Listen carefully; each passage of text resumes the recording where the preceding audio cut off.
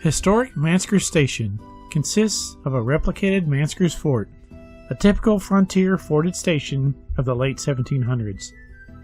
Visitors can experience life on the Tennessee frontier with living history demonstrations such as blacksmithing. It's a recreation of the fort built by Caspar Mansker in 1780 and again in 1783 after the original was destroyed. The Bowen Plantation House is a restoration and is the longest standing brick structure in Middle Tennessee. Though tours are limited at the moment due to COVID, the site was an amazing piece of history that this history buff found fascinating, and another prime example of a must-see, lesser-known destination. Hello everybody! Side trip!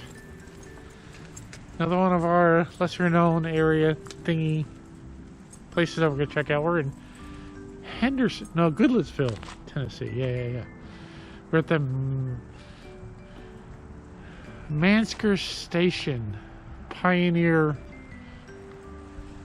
place. We're going to check out, we've got some old Pioneer homes, and there's a fort somewhere over there. We'll check it out. And it's like from the late 1700s. So we're going to go into the visitor center first. Check it out. Looks like they got a gift shop. We'll be back. Okay, so we're about to take a tour of this place.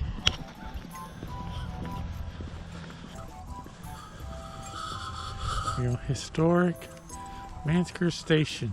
A 1779 frontier fort.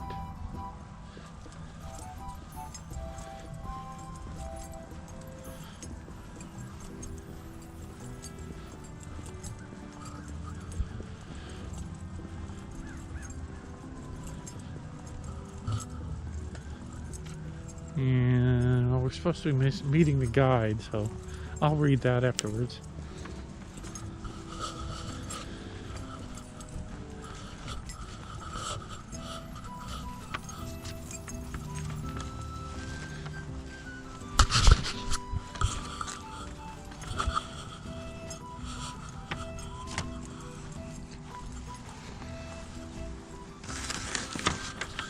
And there's the fort.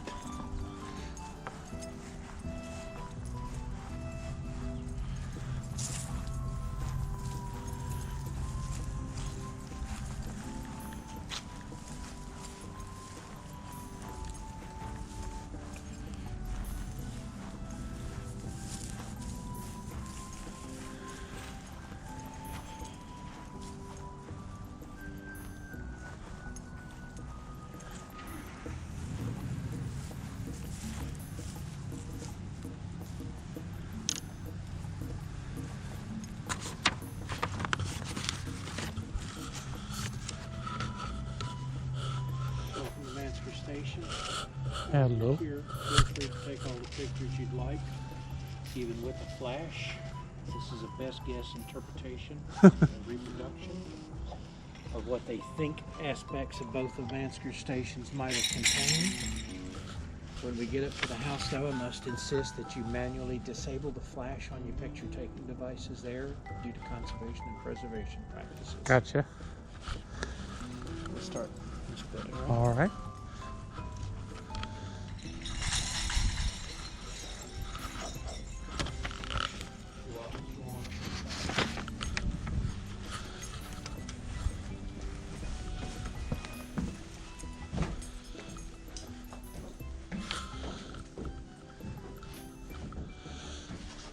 Sweet.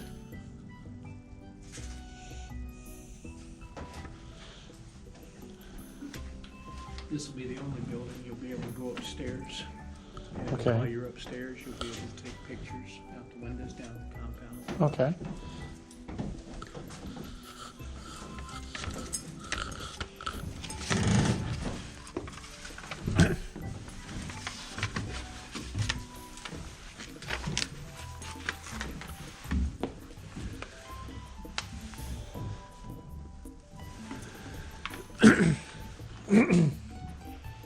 Okay, this looks like the sleeping quarters.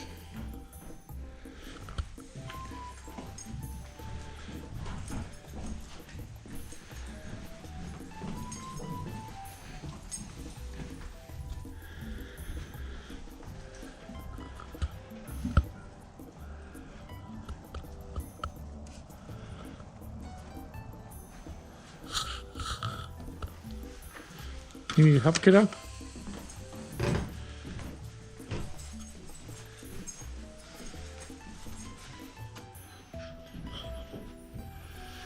Pots and pans, of course, firewood. There's kindling for the fires. Bed rolls. Musket pouches, and gunpowder.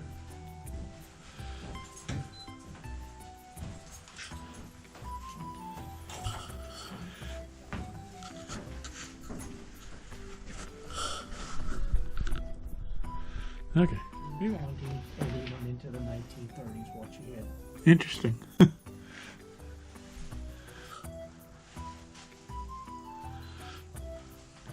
get a better shot at it from that shadowy spot over there. You might have had a little bit too much sunlight coming into your lens.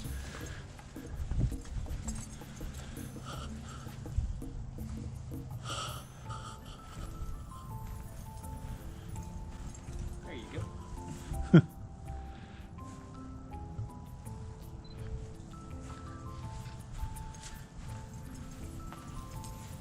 Do you want to go inside that one? You didn't get to go in there.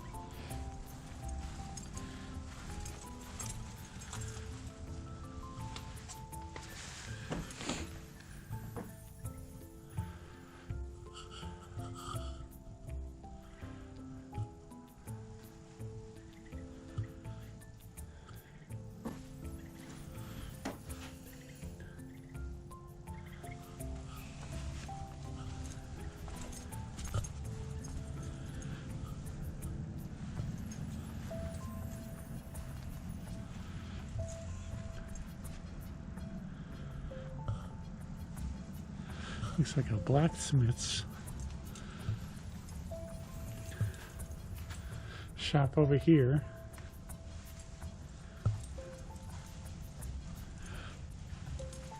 A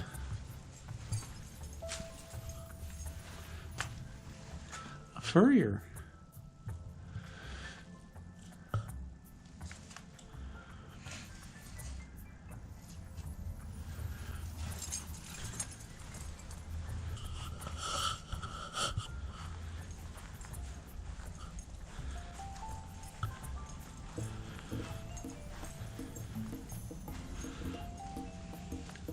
Tool shed here.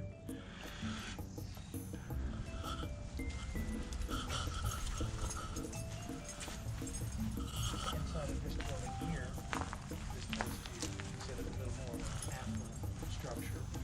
At least the family that is here, or that we portray was here at the time, had paid to have their personal items shipped out with Colonel John Donaldson in the flotilla. You'll find that there's a few more nicer amenities in there than perhaps you saw in the preceding cabin. Right.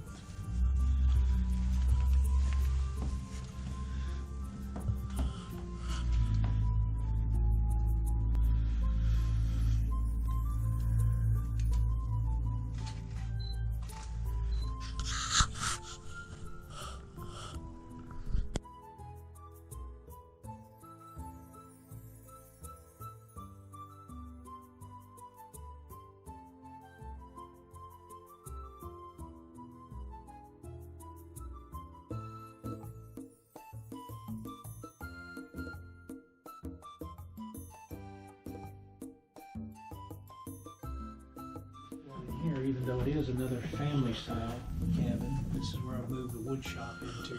So anytime I need to do repair work on furniture, furnishings, the cabin's out here, even furniture and furnishings, repair work for the house, this is where the items usually come to. And then I'll sit in here and work on them.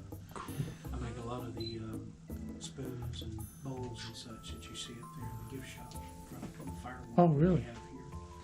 And that's all I've been doing this morning. I put actually 3 loads of firewood in the main block house. I've hauled 2 loads in here, but I've split, most of it in the small pieces. The next few loads will allow me to get some bigger pieces up in here, just to keep the fire going. So a lot of the stuff that'll be, we didn't get a chance to check out the gift shop yet. This stuff that you've made? Yeah. I definitely have to get some of that stuff. It's Yeah, just it's totally cool. Some of those things, that you don't have to worry about it coming from some foreign country. Exactly. Local crafts.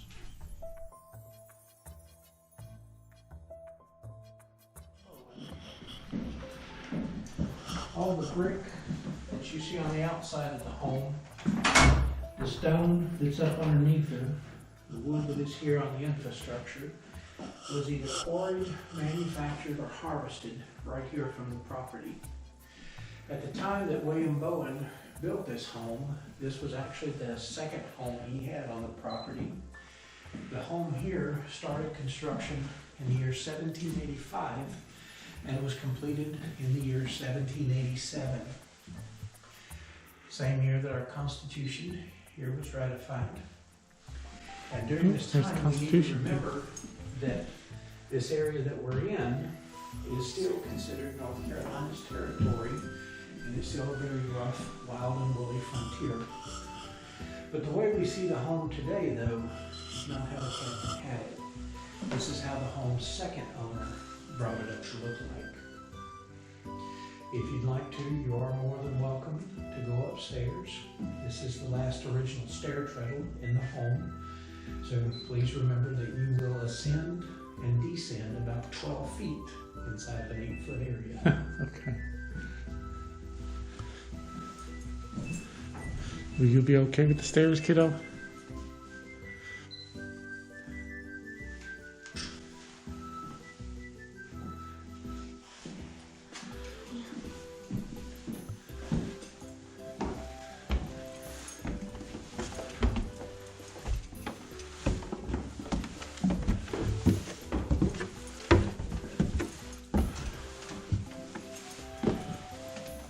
Oh, wow.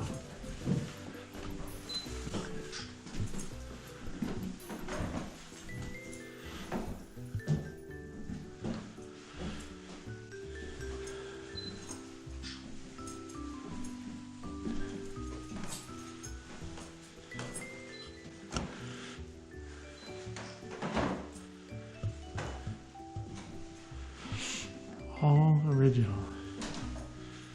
Late 1700s house.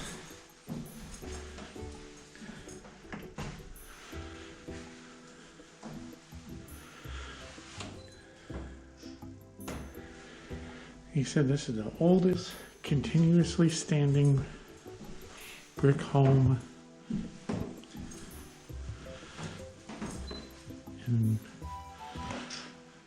Tennessee, or this part of Tennessee. Yeah, baby crib.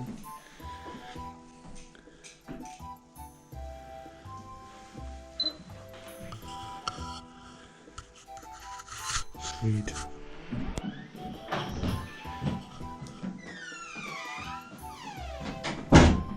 After Captain Bowen passes away in the year 1804, Mrs. Bowen continued living in the home until her death in the year 1827. By 1830, the home and the surrounding property is sold once again, this time to a Dr. George Keeling.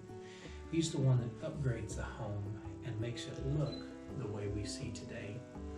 The closets that you see here on this wall before you, as with the corresponding closets upstairs, were added in by him. The fluting, bedding, and shelving over the simple Georgian mantels over each of the fireplaces were added by him. Here in this right-hand corner, there was actually a set of stairs there that went up to the upper portion, just like the set you just ascended and descended. And where this closet is, there was actually a trap door there that went down into the cellar of the home. But during the time in which Dr. George Keeling has the home, besides these upgrades right here, this room that you see going out the back right here was actually a dog trot or a thoroughfare between the home and the external kitchen of the time. He encloses this, making it into another great room. As to whether or not this room was his physician's office, we're unsure at this timeline, but research continues on. Are these some of his instruments? These are some of the instruments he would have been familiar with. Oh. We do know that the person that most probably Check out the needle showing up. was Robert Goodletts, who actually had a dry goods store here in town at the time. Robert Goodletts, the 13-year younger brother of the Reverend Dr. Adam Gibb Goodletts, who was the first Presbyterian first comer.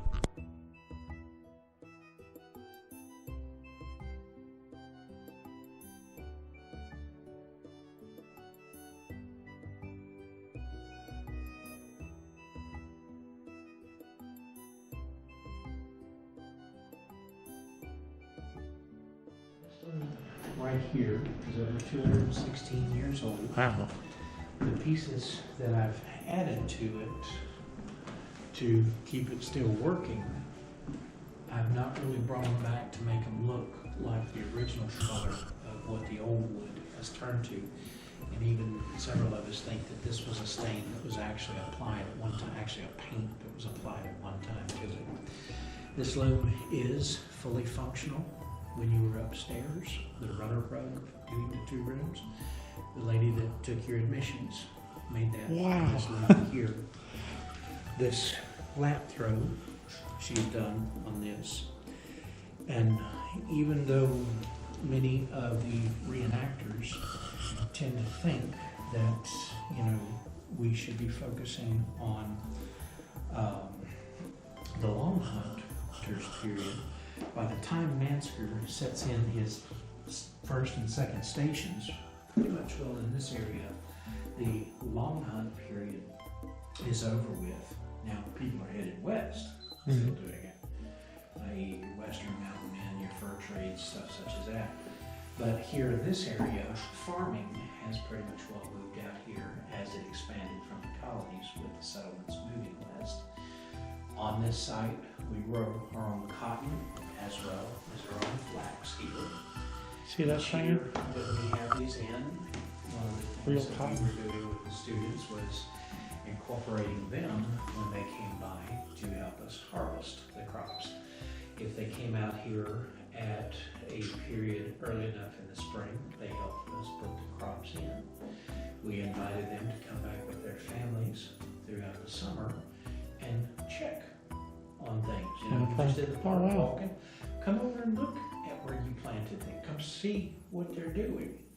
And then if you came back with your school during the fall months, during harvest time, you got to come back and actually help pick it. And then many of them, you know, would come out, well, we're not here with our school, we just pick something, take it home with you. And then we would set in some fall crops, you know, going for the winter. But the ladies work with a lot of the textile production up here.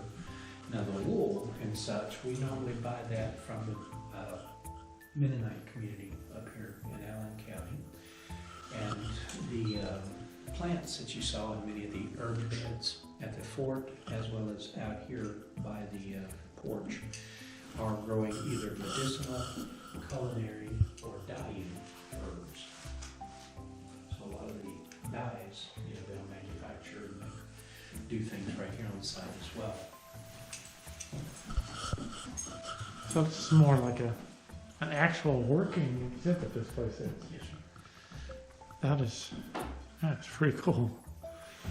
When we were running full staff capacity, Okay, the little tour is over. That was pretty cool.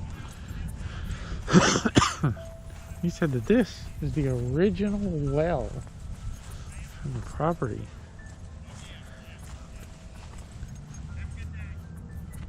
Oh, yep. See the water down there. And I'll come and get front view of this house.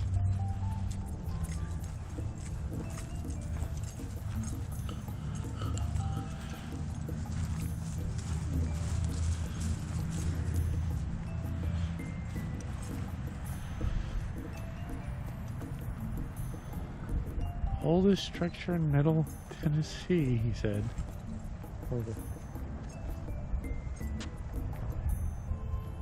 But it's been in this spot since it was built.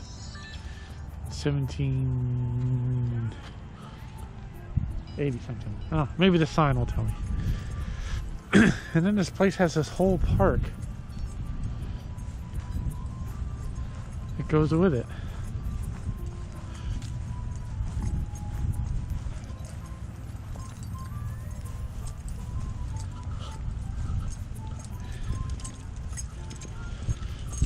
There we go, 1787.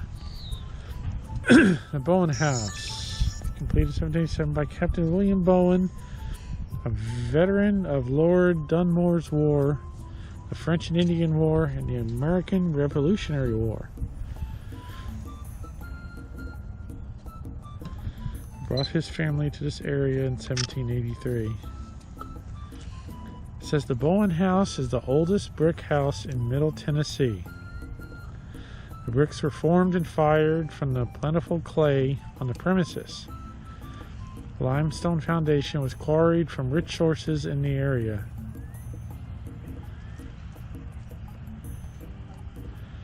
After being sold out of the family, the Bowen House went through a series of ownerships and was used as a tenant house until approximately 1960. After that time, it was abandoned due to its deplorable condition. 1975, the Goodlettsville American Revolution Bicentennial Commission decided to restore the home. Federal and state grants. 1977, structure was placed on the National Register of Historic Places. During the restoration process, any materials salvageable were restored and reinstalled. About 70% of the woodwork is original. Almost all the floorboards are original. All of the exterior doors are restored, and one door still retains the original lock.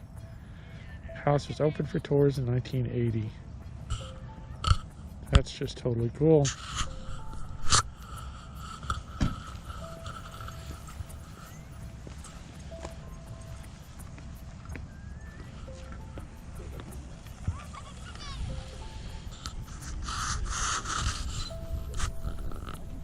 Okay, we're going to go up to the gift shop because we want to check out some of the gifts that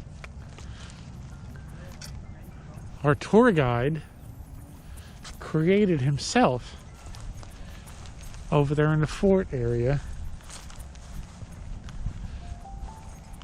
And we are definitely going to check that stuff out. And we'll bring that to you. Be back. Here's the side of the house.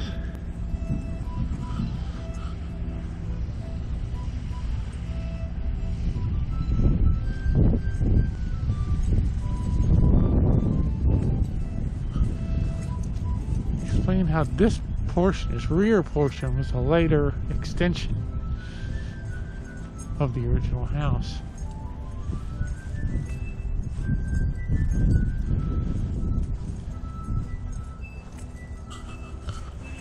Okay, be back.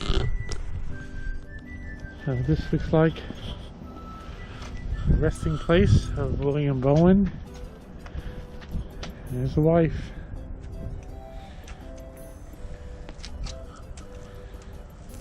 And I'm going to assume that the Mary Bowen on the bottom was a daughter.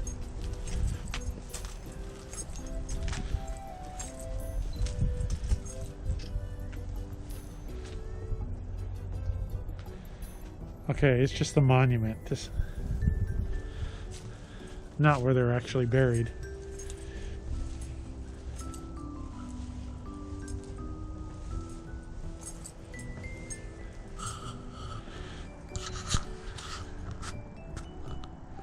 Cool. Okay, it's inside the gift shop. Here's some of the handmade stuff. You make it on site.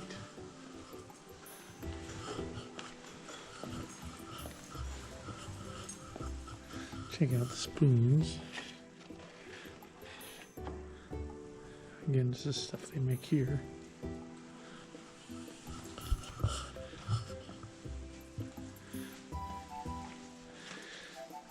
Here's Cheyenne trying to decide what she wants.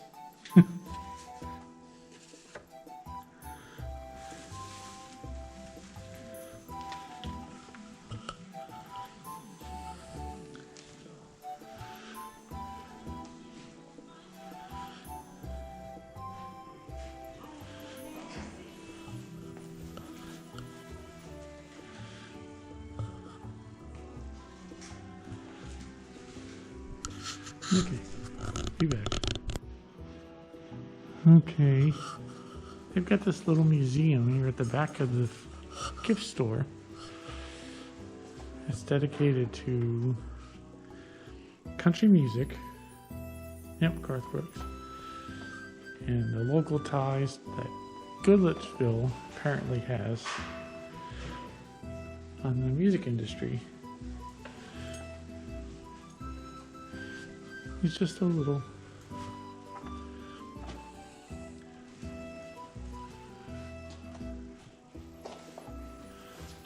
exhibit.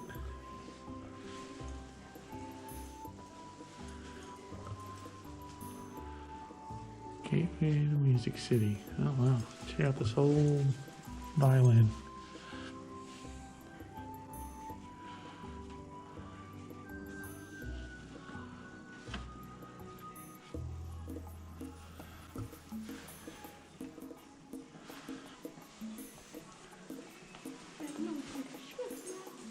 No, this is the old time country music.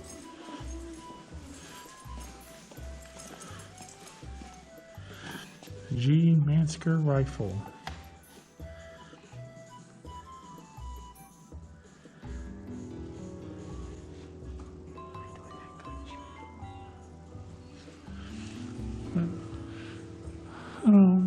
Don't really like country music, so but some of y'all might, so you might want to check some of this out. Apparently a lot of them have come through this area.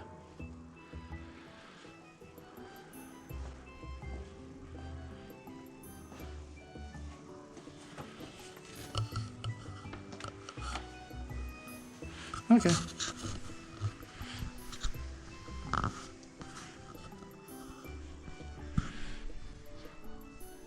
Be back. Okay, well, that's it for this little side trip. And hope y'all liked it. And we'll see you next time.